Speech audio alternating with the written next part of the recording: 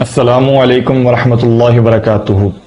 عزیز طلباء کرام، علم الصیغہ کے آج کے سبق میں ہم علم الصیغہ کے مقدمے کا آغاز کریں گے، جس میں صاحب کتاب نے اس علم کے اس فن کے بنیادی باتیں، جو ابتدائی چیزیں ہیں، کلمہ کی تعریف، ان کی اقسام، پھر آگے ان اقسام کی جو تقسیمات ہیں ان کو مقدمہ میں ذکر کیا۔ تو کلمہ کی تعریف پڑھتے ہیں۔ کلمہ کا لغوی معنی تو ہے بات، کلام، جبکہ اس کی اصطلاحی تعریف یہ ہے کہ وہ لفظ جس کو معنی مفرد کے لیے وضع کیا گیا ہو، وہ لفظ جس کو معنی مفرد کے لیے وضع کیا گیا ہو، جیسے زیدن، ضربہ، اسی طرح من۔ یہ تین مثالیں اس لیے ذکر کی کیونکہ کلمہ کی آگے تین اقسام ہیں، اس لیے یہ تین مثالیں ذکر کی۔ زیدن اسم کی مثال، ضربہ فعل کی مثال، اور من حرف کی مثال۔ اب آگے کلمہ کی تین اقسام ہیں، فعل، اسم اور حرف۔ یہاں پر صاحب کتاب نے فعل کو مقدم کیا، جبکہ ہم دیگر کتب میں دیکھتے ہیں کہ وہاں پر انہوں نے اسم کو مقدم کیا۔ اسم، فعل، حرف کی ترتیب کو بیان کیا جاتا ہے، لیکن یہاں پر صاحب کتاب نے فعل کو مقدم کیا۔ اس کی وجہ یہ ہے کہ علم صرف میں چونکہ فعل سے متعلق بات ہوتی ہے کہ سیغے کو کیسے بنانا ہے، ان کے ادائیگی کا طریقہ کیا ہے، ان پر کون کون سے قانون جاری ہوں گے، اس لیے فعل کو مقدم کر دیا۔ جبکہ نحو میں اسم سے متعلقہ امور کو ذکر کیا جاتا ہے تو وہاں پر اسم کو مقدم کر دیا جاتا ہے۔ اب ہم کلمہ کی جو تین اقسام ہیں، فعل، اسم اور حرف، ان کی تعریف پڑھتے ہیں اور ان کی مثالیں دیکھتے ہیں۔ فعل کا لغوی معنی ہے کام۔ فعل کی اصطلاحی تعریف یہ ہے کہ وہ کلمہ جو اپنے معنی مستقل پر دلالت کرے اور اس میں، یعنی اس کلمہ میں، فعل میں تین زمانوں میں سے کوئی زمانہ پایا جائے۔ اب اس تعریف میں دو چیزیں ہیں، ایک تو یہ ہے کہ معنی مستقل پر دلالت کرنا، اور تین زمانوں میں سے کوئی ایک زمانہ پایا جانا۔ تین زمانوں سے مراد یہ ہے کہ ماضی، حال اور استقبال۔ جبکہ معنی مستقل، تو اس سے مراد یہ ہے کہ وہ کلمہ اپنے ساتھ کسی اور کلمہ کو ملانے کے بغیر ہی اپنا معنی بیان کر دے، یعنی وہ دوسرے کلمے سے مستغنی ہو۔ فعل کی مثال ہم دیکھتے ہیں، ضربہ۔ اب اس میں جو زمانہ پایا جا رہا ہے وہ ہے ماضی۔ اس کا معنی ہے اس ایک مرد نے گزشتہ زمانے میں، گزرے ہوئے زمانے میں مارا۔ اب اس میں دو چیزیں، زمانہ بھی پایا گیا اور یہ معنی مستقل ہے، یعنی اس کے ساتھ کوئی اور فعل یا کوئی اور اسم ملانے کی حاجت نہیں ہے، یہ اپنا معنی خود بیان کر سکتا ہے۔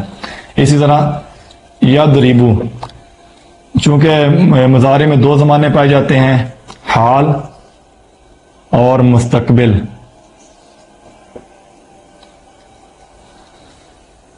یضربو، وہ ایک مرد مارتا ہے یا مارے گا، یعنی حال کا زمانہ بھی پایا جائے، موجودہ زمانہ بھی پایا جا رہا ہے، اور مستقبل آنے والا زمانہ بھی پایا جا رہا ہے۔ اور تیسری جو مثال ہے وہ ہے اضرب۔ اضرب، تو مار۔ اس کے معنی سے ہمیں معلوم ہی ہوتا ہے کہ اس میں زمانہ مستقبل پایا جاتا ہے۔ تو یہ فعل کے تین زمانوں کے اعتبار سے تینوں مثالوں کو ہم نے ذکر کر دیا۔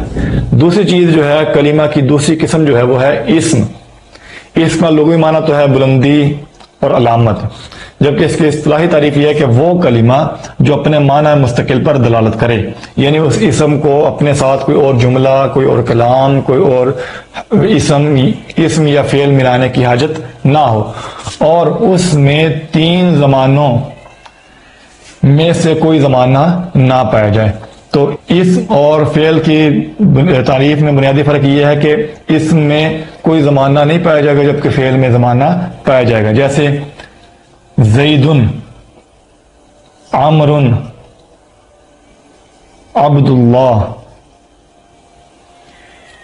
تو یہ جو مثالیں ہیں، زیدن، زید، عمر، عبداللہ یا اللہ کا بندہ، اس میں کسی بھی زمانے کی حاجت نہیں ہے اور نہ اس میں کوئی زمانہ پایا جا رہا ہے، اور یہ اپنا معنی بتلانے میں تمام دوسری چیزوں سے مستغنی ہے۔ اسے کسی چیز کی بھی حاجت نہیں ہے کہ میرے ساتھ کوئی اسم ملے، کوئی فعل موجود ہو یا کوئی حرف ہو تو پھر میں اپنا معنی بیان کر سکوں۔ تیسری جو قسم ہے کلمہ کی وہ ہے حرف۔ حرف کا لغوی معنی تو ہے کنارہ، اور طرف وغیرہ، جبکہ اس کی اصطلاحی تعریف یہ ہے کہ وہ کلمہ جو اپنے معنی مستقل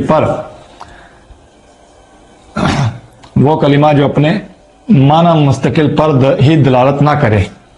یعنی اس میں اگلی بات یہ ہے کہ زمانہ پایا جائے گا یہ نہیں، وہ تو الگ بات ہے. یعنی پہلی بات یہ ہے کہ وہ اپنے معنی مستقل پر ہی دلالت نہ کرے. یعنی یہ تب تک معنی بتلانے سے قاصر ہے جب تک اس کے ساتھ کوئی اسم یا کوئی فعل موجود نہ ہو. جیسے اس کی مثال ہے من اور الہ.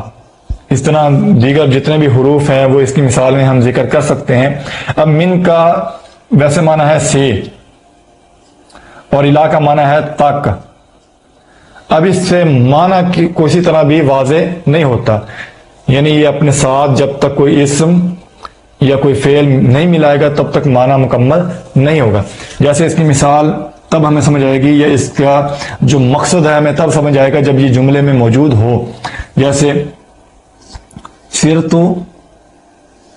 من البصرۃ الی الکوفہ.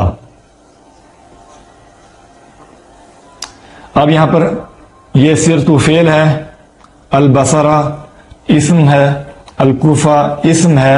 اب ان میں یہ جو من ہے یہ بھی حرف ہے اور یہ جو الہ ہے یہ بھی حرف ہے. جب تک یہ اپنے ساتھ کسی کلمے کو نہیں ملایا اس نے تب تک اس نے اپنا معنی مکمل نہیں کیا. اب اس کا معنی یہ ہوگا کہ سرت میں نے سیر کی، کہاں سے کہاں تک؟ بصرہ سے کوفہ تک.